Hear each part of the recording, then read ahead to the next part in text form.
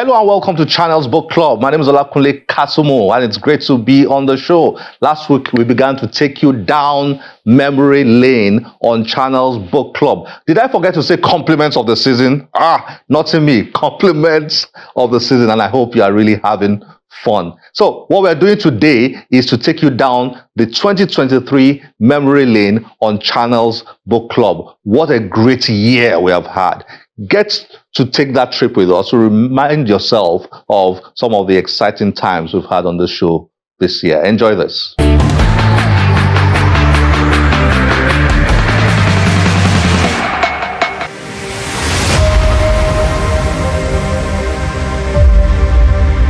So what's the story behind this book? The biography of Lieutenant General Ibrahim Atahiru.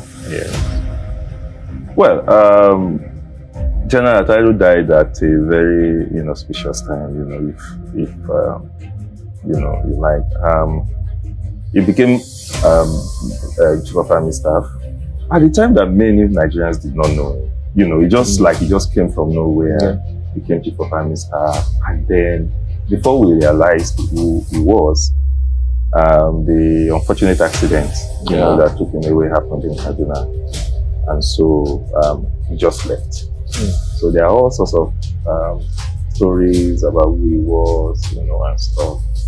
And I think most importantly, the wife was also concerned. The wife and some of his friends were also concerned about what history would say about him.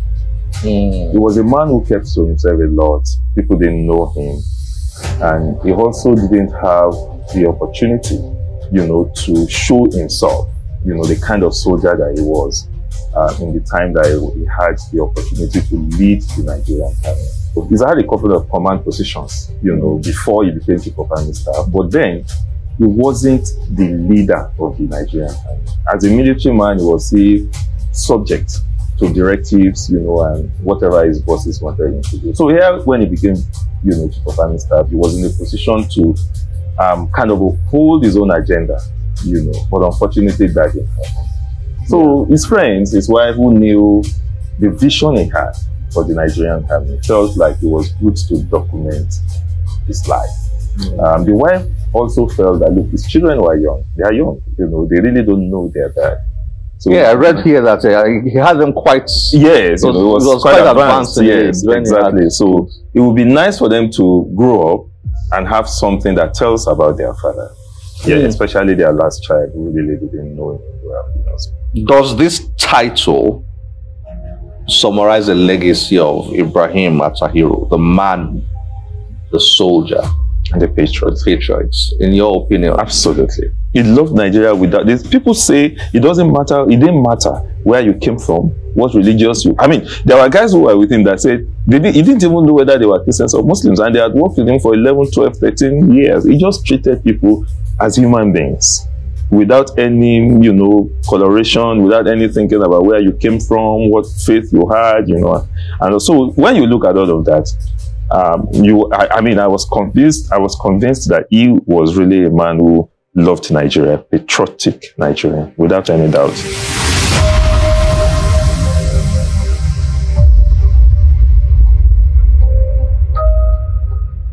The inspiration to write my book actually stems from a podcast I also have. I have a podcast called the Excellent Life Podcast. And that podcast actually came about during COVID, because like I said, I have a very busy lifestyle, traveling up and down. But during COVID, I had a moment to pause. And there was so much going on in the world at the time. People were dying, people were losing hope and all that. And I said to myself that, would it not be great to be a channel of inspiration and hope and a beacon of hope, which is what I always tell myself every day. I want to be a beacon of hope to anyone I meet. So I started thinking, I've always thought about doing a podcast. So I started to think about it and I came up with the Excellent Life Podcast. So I started the podcast. That was the February. We were still somewhat in the middle of COVID then. I started a podcast. And I remember one day I sent it out to a pastor friend of mine. And then he sent me a message and it was, I have a thought. it would be great for you to actually put all these episodes of your podcast into a book. To a book. You know, and I was like, oh, really? I never really thought about that, you know. And at that point, I was getting ready to launch this pet initiative called Women's Lifestyle Law. And I made the mistake to say to my coach that, you know, somebody actually suggested that I put the podcast in a book. And as soon as I said, it was like, oh my God, that's a wonderful idea. We're going to do it. And then we launch it with the Women's Lifestyle. And I ended up writing the book in 2 months, believe it or not. Yes. I ended up writing it 2 months because this was in October and the launch was supposed to be in December. So I ended up writing it, but it's something I'm really proud about. And I'm also proud about the fact that a lot of people have said to me, I'm inspired by this book, because really that was my vision when I wrote the book, to be able to inspire, even if it's one person.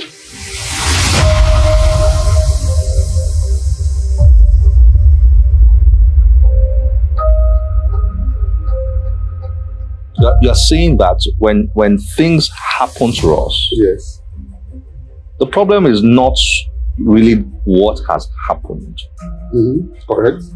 Yes. The problem is, or the issue is, the interpretation, which you call meaning, that we give to what has happened. Events that have just happened. That is so powerful. I'll tell you a lot more powerful. Look, we've worked with organizations where people's potentials are just practically released. There are people who have read the book Realizing Mental Resilience. The woman in Lekki Phase 1 called me. She was just in chapter 6 and she couldn't really see the reason why she has not spoken to a sister of hers for nearly 8 years. Wow. She called the sister by 12 midnight. Wow. The pain disappeared. The unforgiveness. Now, you will see in various chapters of because she realized that she was given a wrong meaning. She is the one who came up with the thing called unforgiveness.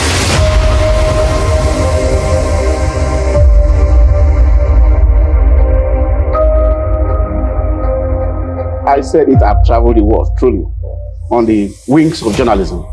And I've discovered that every country I went to, because I'm an adventurous person, really. When I get to town, I dissolve. I want to talk to people. I went to places, I visit people. The real people there in that locality. I discovered that the picture they present to us is not actually what it is there. Sometimes these people have more crimes than us. Sometimes these places are filthier than any part of Nigeria you can even imagine. But they don't project those pictures. So when I was trying to get this book, because this is just a collection of some of my works, I was intentional. I was very consciously deliberate about it. I was very deliberate that I want to put Nigeria's the best feet forward. That's what I did with you. It's my own personal attempt at helping to rebrand Nigeria by telling the world that, look, you may call us a 419 nation, you may call us scammers, you may call us the dark continent, part of the dark continent of dark country, whatever name you want to tag us. But there are bright sparks in our midst. There are people who are doing exploits. I didn't capture all of them, but for those that I put forward, you can go and scrutinize what they have done and what I said they did. And why I put it this way is for the world to know that this country, Nigeria, has in her bowel men and women of distinction, men and women who can take up a task and excel in it, men and women who are development centric. Because this book, I keep telling people, it's all about development.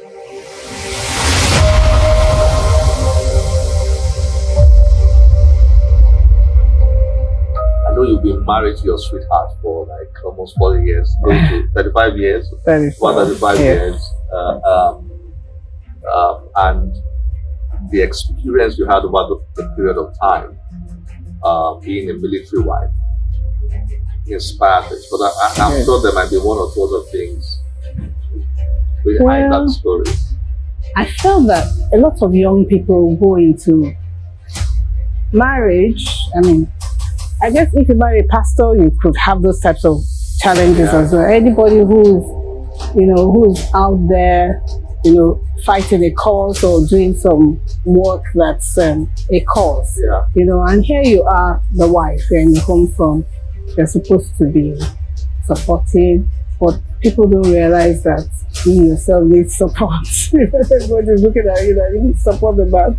So after we retired in 2016, I felt that I needed to put down my story just to help other women coming behind, you know, so that they don't go blind. They know what to expect. Yeah.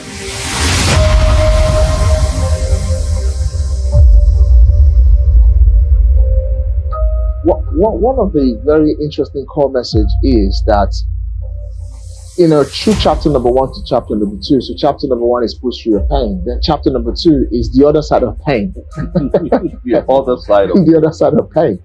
So I think for me, the message I'm trying to convey is that you will pass through your test. You will. Everybody will. It's like the pastor cannot solve it. Your imam cannot solve it. You will pass through the pain, and it's okay to pass through the test. I think for me, one of the greatest messages as a Nigerian and someone who has actually been through it, you know, when we go through our pain spiritually, we are quick to blame spiritually. All right. So, and we don't understand that actually we're passing through our pain in order to arrive at a more better destination. You know, so the message is adversity are things that makes you accept it, welcome it, acknowledge it, but strategize on how to navigate through your pain.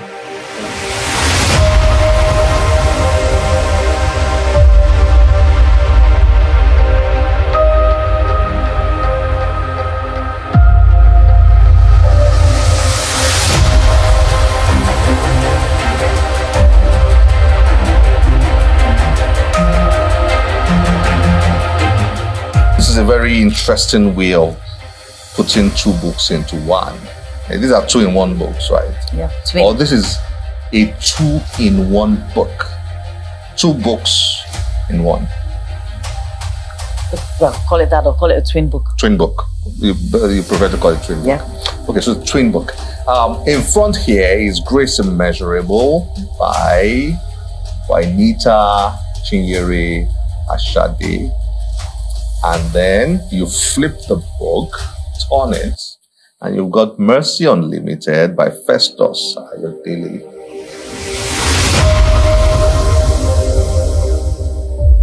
When did you get the idea of writing this book, or did somebody encourage you to write it? Tell me the story about behind this book.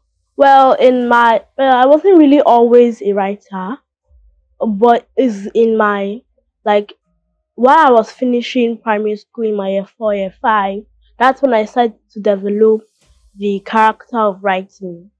So when my teacher gave us the advice of writing every day, if you want to be good at something, I envisioned that if I write every day, I'll be able to publish a book, and that vision came to reality.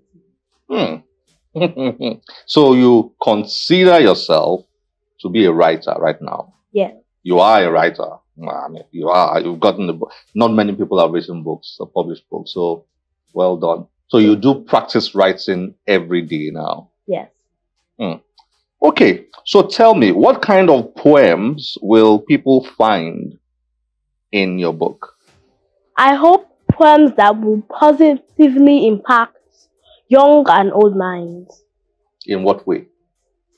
In a way that can teach them a lot of morals and lessons that can stay with them forever.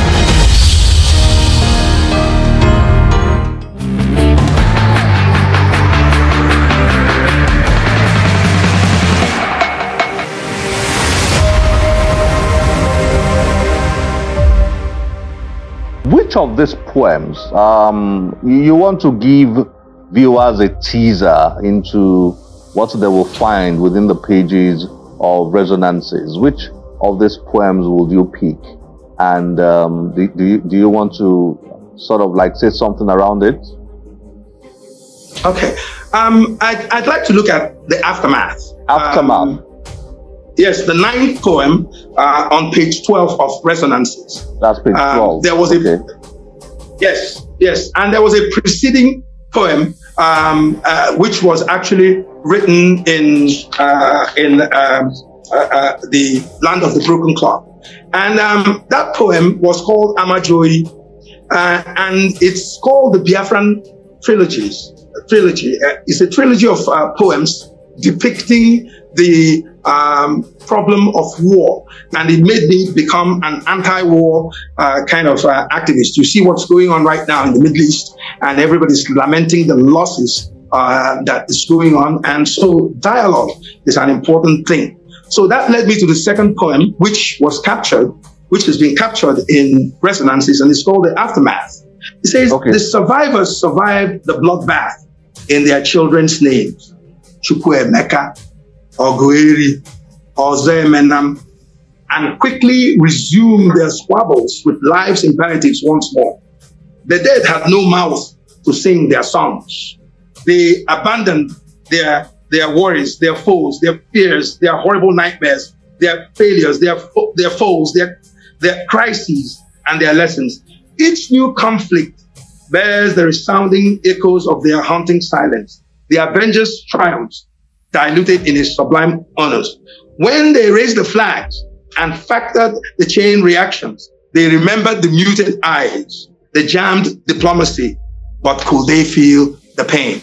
So this is that poem is straightforward. The war is a failure of diplomacy.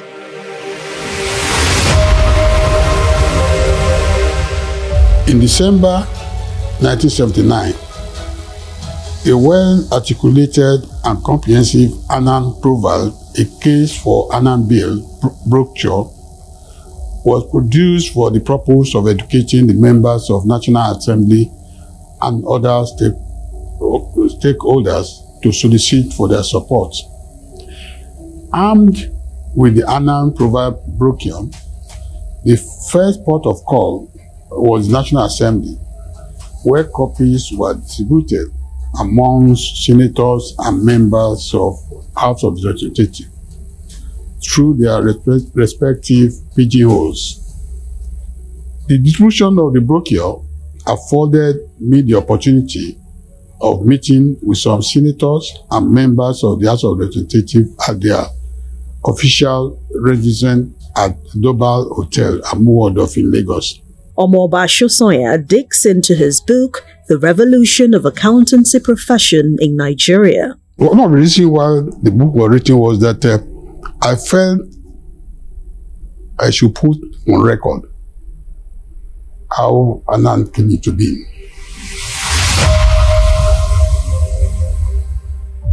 The Ladder to the Top was a big inspiration for me because I was just into high school then, and I saw a lot of things that I wanted to talk about and pass across to the world in general. So I will be reading from a chapter. Hold on, let's see. The first chapter titled How It All Started, How It All Began at Blooming Roses High.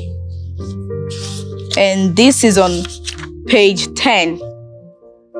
It took Eva only a few minutes to accomplish her mission. As she exited, hands full with a branded carrier bag, she bumped into an old friend. "Oops, so sorry," the guy apologized. "No problem, guess I was clumsy," Eva explained as he helped pick up her carrier bag on the curb. "Have it, Eva," he said, extending his hand. "Gee, Kiran, it's been ages since I saw you last," she smiled. "Absolutely. Seeing you looking all big makes me think time upsurges. Nice to meet you once again." Their bodies clasped briefly in a hug. "I should say that. So how's life been since you left us behind without a single word of goodbye? It hurt back then, you know. It hurt us all, a lot. And we all wished we could turn back the hands of time."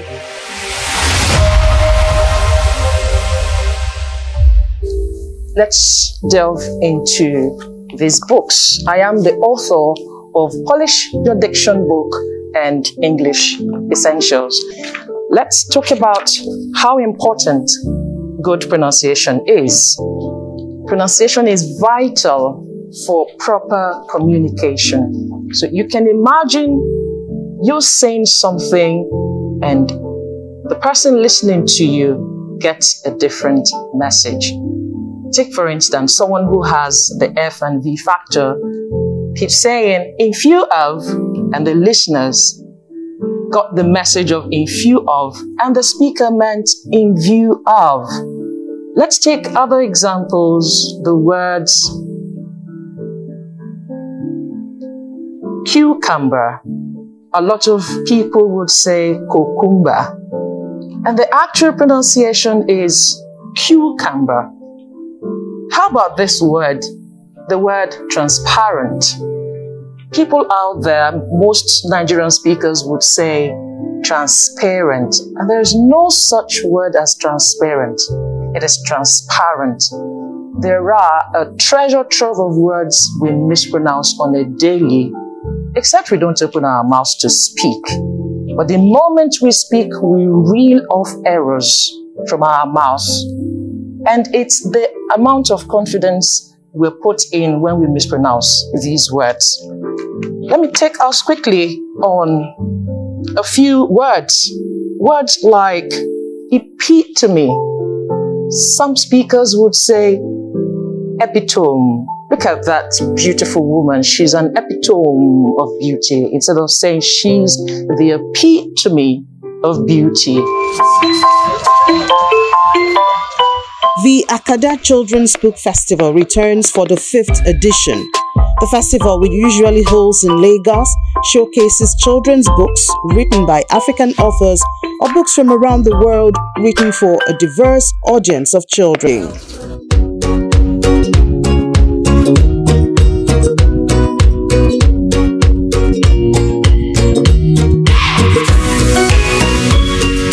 There are many activities going on simultaneously to engage the children. They include book shopping, dancing, face painting, and STEM, and other activities. The parents are not left out.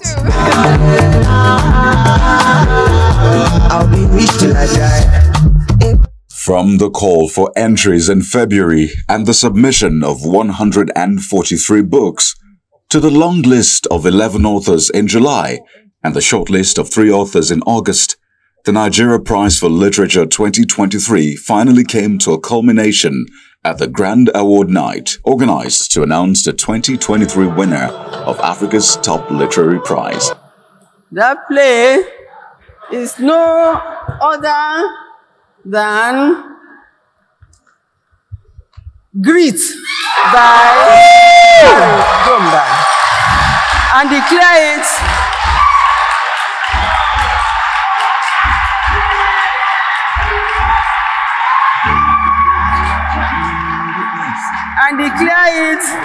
the winner of the 2023 the Nigeria Prize for Literature. Long live Nigeria, long live NLNG, long live Nigerian literature.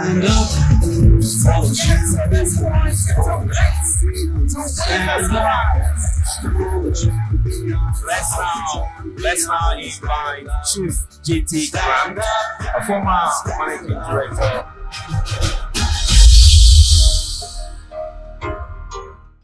What a year we've had. We're very excited, very happy on Channels Book Club. Please keep those messages coming so that we can get things better in 2024. We can do things better. We can improve this show, make it better for you, make it more exciting for you. We'll be happy to hear from you. Send us your messages through any of our social media platforms displayed on your screen. And have a wonderful, wonderful, wonderful 2024.